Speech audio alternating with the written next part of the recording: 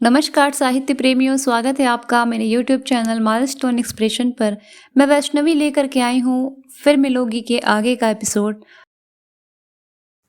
College के आखिरी साल का नया सेशन शुरू हो गया। जिन लड़कियों को ग्रेजुएशन के बाद भी पढ़ने मिलने वाला था उन्हें चिंता नहीं थी, मगर कुछ के लिए ये पढ़ाई का आखिरी साल था। हर नए सेशन की तरह इस साल भी हॉस्टल के मेस और कॉरिडोर में नए चेहरे दिखने लगे और कुछ पुराने चेहरे दिखने बंद हो गए। कॉलेज में सना और आनंद का भी ये आखिरी साल है। आनंद को सीए करना है और अब सना को आगे पढ़ाई नहीं करनी।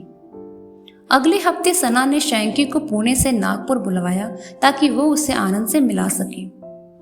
पूनम और वसुधा के लिए घोर अचंभा था कि शैंकी ने सना के अफेयर के बारे में जानने के बाद भी कोई नाराजगी नहीं जताई, बल्कि आनंद के साथ समय बिताने कॉलेज से मिले सेमेस्टर ब्रेक में गोंदिया जाने के बजाय नागपुर आ गया।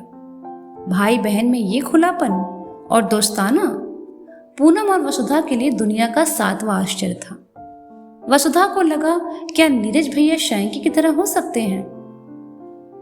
शैंकी, सना और आनंद पक्के दोस्तों की तरह 5 दिन नागपुर में फिल्में देखते, रेस्टोरेंट में खाना खाने और आनंद के दोस्तों के साथ घूमने में बिताने वाले हैं। शैंकी नागपुर 3 दिन के लिए ही आया है।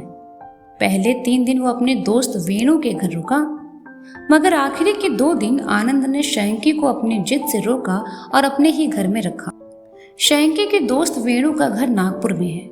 वेणु और शैंकी पुणे के हॉस्टल में एक रूम में रहते हैं। सना, वेणु, शैंकी और आनंद बाइक में पूरा नागपुर नाप रहे थे। सना हॉस्टल के बाद घूमने निकल जाती और रात ठीक समय पर 9 बजे घर आ जाती। रूम नंबर 203 में पूनम को अकेली देख वसुधा ने पूछा, पूनम एक बात बता, आज तीसरा दिन है सना सिर्फ सोने के लिए हॉस्टल आ रही है। शैंकी अब 2 दिन और रहेगा आनंद के घर। उसे कोई फर्क ही नहीं पड़ा यार बहन के साथ अफेयर होने से। साथ में अपने रूममेट वेणु को भी बता दिया बहन के बॉयफ्रेंड के बारे में। ये सना की फैमिली गोंदिया की सबसे मॉड फैमिली है क्या? पूनम ने कहा, नहीं यार, आंटी एकदम घरेलू है, सबको बहुत प्यार करती है। जो भी इनके घर मेल मुलाकात को जाता है लंच डिनर कराए बिना आने नहीं देती। अंकल एकदम दिलदार, सामने से चाट ठेला गुजर रहा है तो हम जितने फ्रेंड्स उनके घर पर होते हैं सबको खिलाते हैं। हमेशा हंसी मजाक मस्ती, बहुत रईस भी नहीं, फिर भी इनके घर से कभी किसी रिलेटिव के लिए हॉस्पिटल खाना जा रहा है, कभी शैंकी किसी को स्टेशन छोड़ने जा रहा है। इनकी फैमिली खूब हेल्प करती है। दूसरी तरफ मेरी मम्मी को किसी रिश्तेदार का घर पर आना ठहरना पसंद नहीं। मेरी मम्मी को दूसरों के घर जाना ठहरना बहुत पसंद है। हर चीज को खर्च से जोड़कर बौखलाने लगती है, जबकि हम लोगों की और सना लोगों की फाइनेंशियल कंडीशन एक ही जैसी है।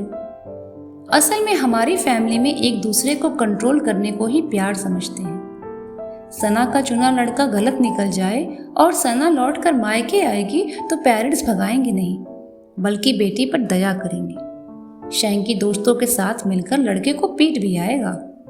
वसुधा ने सोचा, यदि नीरज भैया को पता चल जाए तो वो उसकी चमड़ी उधेड़ते वर्धा ले जाएंगे। बाबा जिंदगी भर के लिए बात करना छोड़ देंगे। माँ और दादी एहसान फरोश कह के बार बार जान ले लेंगी। सना दौड़ती हुई रूम में आई। वसुधा, अभी शैंकी का फोन आया था यार, कश्यप मैम के रूम में। मुझे तुरंत पुलिस स्टेशन जाना पड़ेगा। शैंकी, आनंद, वेणु, अपने सीनियर अर्पण सर, सिद्धार्थ सर सब थाने में हैं। पूनम घबरा गई। मगर क्या हुआ, क्या बताया उसने? यार मुझे नहीं मालूम, शैंकी ने कुछ बताया नहीं, बस तुरंत थाने आने को कहा है। सना हड़बड़ी में हॉस्टल से ऑटो लेकर थाने जाने लगी। वसुधा और पूनम ने दोपहर 12 बजे तक सना के लौटने का इंतजार किया। आखिरकार पूनम वसुधा को बुलाने के लिए आई। वसुधा, चल, कॉलेज के लिए लेट हो रहे हैं, पक्का इन लड़कों की आपस में बड़ी लड़ाई हुई होगी। सना ने जिन लड़कों के नाम लिए थे, अर्पण सर, सिद्धार्थ सर, ये सब एमकॉम वाले हैं। आनंद की दोस्ती सीनियर के साथ भी है। कल रात शैंकी और आनंद सिद्धार्थ सर के हॉस्टल में रुके थे, पक्का वहां कोई हंगामा किए होंगे। चल, अपने को क्लास अटेंड करना है, इन सब बातों से क्या। वसुधा और पूनम जैसे ही कॉलेज के गेट के भीतर घुसे कि उन्हें सना सहित सारे लोग पार्किंग में खड़े दिखे। एमकॉम वाले सिद्धार्थ सर स्टैंड पर खड़ी बाइक पर बैठे थे। सना का बाइक का हैंडल पकड़े शयंकी कुछ समझा रही थी। आनंद हर 2 मिनट में अपने बालों को पीछे करने हाथ फेरते हुए सिद्धार्थ सर की बातें सुन रहा था। वेणु शयंकी के कंधे में हाथ डालकर होठ चबा रहा था। पूनम और वसुधा उनसे मिलने तेजी से पार्किंग की तरफ दौड़े। क्या हो गया था यार? वसुधा ने हांफते हुए पूछा। सना पहली बार जरा सी परेशान लग रही थी। अरे कुछ नहीं, रात बॉयज हॉस्टल का तमाशा कल न्यूज़पेपर में छपेगा। पूनम छुछला गई। मेरी माँ, बता तो क्या हुआ? शयंकी की खबर तो गोंदिया तक जाएगी अगर न्यूज़पेपर में छप गया। क्या किया शयंकी तूने? शयंकी पूनम को सफाई देने लगा। देखो, 3 दिन से मैं वेणु के घर पर था। कल अपना बैग लेकर आनंद के घर आ गया। आनंद बोला चल तेरे को अपने सीनियर लड़कों के हॉस्टल में मिलाने ले चलता हूँ। सना तो तुम लोगों के पास हॉस्टल लौट गई थी। मैं और आनंद बॉयज हॉस्टल में सिद्धार्थ सर के रूम में गए। अर्पण सर वहां पहले से बैठे थे। अर्पण सर सबको उचकाने लगे। चलो चलो आज 1000 की बाजी खेलते हैं। जाने अर्पण सर ने क्या किया कि लगातार 3 बाजी जीत गए। सबको अचंभा हुआ कि 1 बार नहीं, 2 बार नहीं, अर्पण 3 बार कैसे जीत गए, वो भी इतने लोगों के बीच में। 3 बार में सबके पैसे समेट कर अर्पण दांत दिखाता हंसते हुए घर जाने लगा। सिद्धार्थ सर अड़ गए। बेटा ये चतुराई नहीं चलेगी। गेम स्टार्ट तुमने किया था, एंड हम करेंगे। अभी तुम बीच में छोड़कर नहीं जा सकते। अब ईमानदारी से 3 राउंड और होंगे, चाहे जो जीते जो हारे। नेक्स्ट 3 राउंड के बाद खेल फिनिश माना जाएगा। सिद्धार्थ सर ने अपने छोटे भाई को अर्पण सर पर नजर रखने को कहा और अगली पारी खेलने की जिद करने लगे। अर्पण सर जीते पैसे हारने के डर से या सिद्धार्थ का भाई उनकी ट्रिक न पकड़ ले, ये सोचकर बोले कि नहीं खेलूंगा। अर्पण सर बार बार घर जाने खड़े होते तो बाकी लोगों के लोग बोले या तो उसके पैसे लौटा कर जा या फिर 3 राउंड और खेल। आनंद ने हॉस्टल के बाहर गेट पर ताला मार दिया ताकि अर्पण सर भाग न सके। अर्पण सर ने हॉस्टल के रिसेप्शन से अपने लोगों को फोन कर दिया कि आनंद और सिद्धार्थ सर ने मुझे हॉस्टल में किडनैप कर लिया है। हरामखोर ने ये नहीं बताया कि मैं पत्ते खेल रहा था और बेईमानी करके सबसे पैसे उड़ा लिए। फोन करने के बाद दौड़कर खुद को एक कमरे के भीतर लॉक कर लिया और बंद कमरे के भीतर से जोर जोर से चिल्लाने लगा कि 5 मिनट रुको बेटा, मेरे लोग गेट का ताला तोड़कर मुझे लेकर जाएंगे। तुम में से एक भी बंदा अगर जिंदा बच गया तो बेटा मेरा नाम अर्पण नहीं। मैं जीत गया तो मिर्ची लग रही है। हॉस्टल मालिक ने लड़कों का हो हल्ला सुनकर पुलिस को फोन कर दिया। सबसे लेट तो पुलिस ही आई। इस बीच आनंद ने भी बाजू कॉलोनी में रहने वाले अपने कजिन को फोन कर दिया। तुम लोग जल्दी लड़की लेकर सिद्धार्थ के हॉस्टल में आ जाओ। हम लोगों पर 5 मिनट के अंदर हथियारों के साथ ग्रुप अटैक होने वाला है। अब अर्पण ने सबसे पहले फोन किया था तो उसी के लोग जीप में सबसे पहले आए। फुल माँ बहन की गाली बकते एक लड़का बाउंड्री वॉल से चढ़कर भीतर कूदा और ताले को एक राड मारकर खोल दिया। बाकी के लौंडे ताला टूटते ही अंदर घुस गए और गार्डन में रखे गमले, लाइट, कुर्सियों को डंडा मार मार कर तोड़ डाला। सबके हाथ में लाठी, रॉड, सब्बल और हाकी थे। वो लोग हॉस्टल के गलियारे में गाली गलौज करते हुए सिद्धार्थ और आनंद को ढूंढते हुए हर कमरे में जा रहे थे। अफरा तफरी के बीच खुद को उन गुंडों से बचाने मैं अंधेरे में दौड़ते हुए ऊपर वाली छत पर पहुंच गया और टेरेस का दरवाजा अंदर से बंद कर लिया जिससे कोई छत पर आ न सके। उस टाइम तो रोना आने लगा कि 3 दिन से अच्छा खासा वेणु के घर पर था, क्यों ही इधर घूमने आ गया। मैं छत के अंधेरे में ऊपर से छिपकर देख रहा था। आंगन छपरी लड़कों से भरा हुआ था। अर्पण सर अब अपने रूम का दरवाजा खोलकर बाहर आ चुके थे और बीच आंगन में दहाड़ रहे थे। कहाँ गए? मारो सालो मारो। दम है तो बाहर निकलो, 3 राउंड बाजी खेलनी है ना तुमको, आओ अब खेलते हैं। मैं दीवार की आड़ से देखता सोच रहा था कि सिद्धार्थ सर और आनंद जाने कहाँ छिपे होंगे। इतने हंगामे के बीच इनके ही हॉस्टल से वासुदेव नाम का एक सीनियर लड़का, जिसकी सिद्धार्थ सर से बहुत पड़ती थी, हवा में फायर करते हुए आंगन में आ गया। भाई गन से निकली गोली चिंगारी मारती मेरे बाजू से ऊपर आसमान में गई। मेरा तो कलेजा ही फट गया। भाई ये किधर पहुंच गया मैं? बाद में देखा वासुदेव के पीछे सिद्धार्थ सर और आनंद भी लाठी लिए खड़े हैं। उस दिन पूरे हॉस्टल को मालूम हुआ कि वासुदेव के पास तमंचा है। तमंचा और हवाई फायर देखकर अर्पण सहित सारे लड़के जीप में गिरते पड़ते भाग गए। हवाई फायर और उन गंडों के गायब होने के बीच सिर्फ 1 सेकंड का टाइम लगा होगा। आनंद हंसने लगा। अबे शैंकी, अब आगे की मुझे बताने दे। सना तो थाने में सब किस्सा सुन चुकी है। वसुधा तू सुन कि आगे क्या हुआ। मैं और सिद्धार्थ उन लड़कों के भागने के बाद आंगन में शैंकी को ढूंढने लगे। हमें तो वासुदेव के साथ, या ये कह सकते हैं कि तमंचे के साथ, हिम्मत से उन लफंगों के आगे है। हम श्योर थे कि हवाई फायर से वो भाग जाएंगे, लेकिन ये नहीं जानते थे कि उनसे पहले शैंकी भाग जाएगा। पूरे हॉस्टल में अफरा तफरी थी। मैं ढूंढ रहा हूँ शैंकी कहाँ है, शैंकी शैंकी शैंकी। सिद्धार्थ जोर जोर से शैंकी को गालियां दे रहा है कि डरपोक साला भाग गया, साला हरामखोर। शैंकी दोस्तों को छोड़कर भाग गया, फोकट की पार्टी खाने आया था। ये भाई साहब छत से हम सबको छिपकर सुन रहे थे। हम इसको ढूंढते ढूंढते इतना परेशान हो रहे थे, ये जानने के बावजूद कि छिपा रहा। मुझे लगा कि वो लड़के कहीं इसको जीप में डालकर तो साथ नहीं ले गए। मैं सना को क्या बोलूंगा। इधर शैंकी को डर था कि अर्पण के लौंडे अभी हथियार लेकर फिर वापस आएंगे। साले उनको वर्ल्ड वॉर नहीं जीतना था जो दूसरा हमला करने मिसाइल लेकर वापस आते। शैंकी किस्सा बताते हुए अभी ठहरा हुआ था। भाई वासुदेव ने जब हवाई फायर किया तो मैं ऊपर से नीचे झांक रहा था। बचपन में चोर पुलिस खेलते हुए गोली की आवाज मुंह से धिच्चाएं करके निकलता था। अब असली गोली बाजू के फटाके से आवाज के साथ गुजरी तो साला माँ बाप, पुराने पाप सब कुछ याद आ गए। पैंट गीली होते होते बची बे। मैं अपनी जान देने से क्यों नीचे आता। मैं तो उस घड़ी को कोस रहा था जब छुट्टियां गोंदिया में बिताना छोड़ इधर नागपुर में आ गया।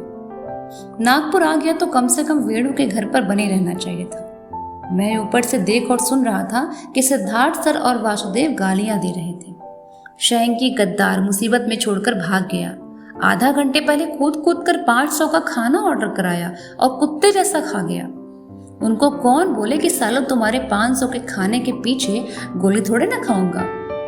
अर्पण के लोग भी गन लेकर वापस आते होंगे, ये सोचकर मैं नीचे उतरा ही नहीं। पूनम और वसुधा सकते की हालत में सुन रहे थे। अब तक पार्किंग में प्रणव और मनीष भी आकर ये किस्सा सुनते खड़े हो गए।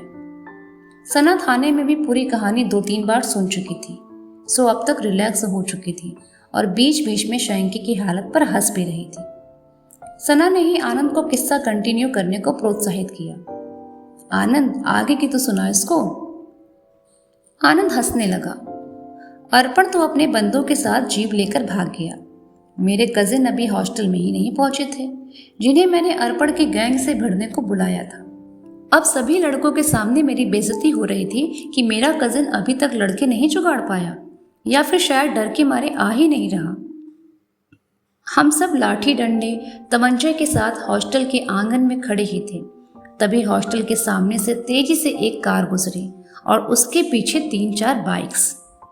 सभी लड़के हॉकी स्टिक और बैट पकड़े थे। मैं अपनी कजिन की कार पहचान गया। जब मैंने अपने कजिन को हॉस्टल आने के लिए फ़ोन किया था तो मेरे मुंह से हड़बड़ी में निकला था, जल्दी आ जा। हॉस्टल में इन लोगों ने बवाल कर दिया है। उसने मुझसे पूछा तो ठीक है ना। मैंने कहा मैं कमरे में बंद हूँ। मेरे कजिन को लगा कि हॉस्टल के लड़कों ने मुझे कमरे में बंद कर रखा है और उसे मुझे छुड़ाना है। उसे हॉस्टल का सही एड्रेस पता नहीं था। उन्हें सामने से जाता देख मैंने वासुदेव को कहा, जो अभी सामने से निकले हैं वे लोग मेरे भाई हैं, रोको उनको, वो लोग हॉस्टल ढूंढ रहे हैं। वासुदेव ने तमंचा पकड़े हॉस्टल के सामने खड़े होकर जोर से सीटी बजाई। किसी ने बाइक से पलट कर देखा और बाकियों को पीछे मुड़ने की आवाज दी। वासुदेव को तमंचा पकड़े देख वो लोग समझ गए कि यही वो लड़का है जिसने मुझे बंधक बनाया है। वासुदेव खुशी खुशी बीच सड़क में आकर खड़ा हो गया और दोनों हाथ ऊपर करके तमंचा लहराते हुए जीतने की खुशी में आओ आओ करने लगा। मेरे कजिन को लगा कि वासुदेव उनको भी ललकार रहा है। मेरे भाई ने बीच सड़क में खड़े वासुदेव को जोरदार स्पीड से कार से टक्कर देकर हवा से उछाल दिया। वासुदेव 5 फीट उछलकर हॉस्टल के गेट के सामने गिरा। उसकी दोनों टांगें टूट गईं और वो बेहोश हो गया। मैं दौड़कर सामने आया, तब उसे असल बात पता चली कि उसने मेरे मददगार की टांगें तोड़ दी। पूनम और वसुधा की इतनी सीरियस टॉपिक में अब हंसी नहीं रुक रही थी। पूनम को बहुत मजा आने लगा। फिर क्या हुआ? शैंकी ने फिर बताना शुरू किया। मैंने ऊपर से देखा आनंद, सिद्धार्थ सर मिलकर तमंचे वाले लड़के की बॉडी एक कार में डालकर ले जा रहे हैं। बाद में आए दूसरे गैंग को कार से टक्कर मारकर तमंचे वाले को उड़ाते देख चुका था। मुझे लगा कि अर्पण लोग ही बदला लेने वापस आए थे और वासुदेव को कुचलकर मार डाला। मुझे नहीं मालूम था कि वो जिंदा है। सब लोग वासुदेव को लेकर हॉस्पिटल गए, पर मुझे लगा वो लोग बॉडी ठिकाने लगाने ले जा रहे हैं। मैं छत पर बैठा बैठा रोने लगा। उन सब के जाने के बाद नीचे आंगन में शांति छाई थी। तभी पुलिस सायरन की आवाज हुई। इतनी देर से चल रही अफरा तफरी, गोली कांड, माँ बहन की गालियों के बावजूद हॉस्टल मालिक ने अपने घर का दरवाजा अब तक नहीं खोला। हॉस्टल के आजू बाजू के लोगों ने भी थाने में फोन कर दिया कि सड़क के बीच में रॉड गोली डंडे चल रहे हैं।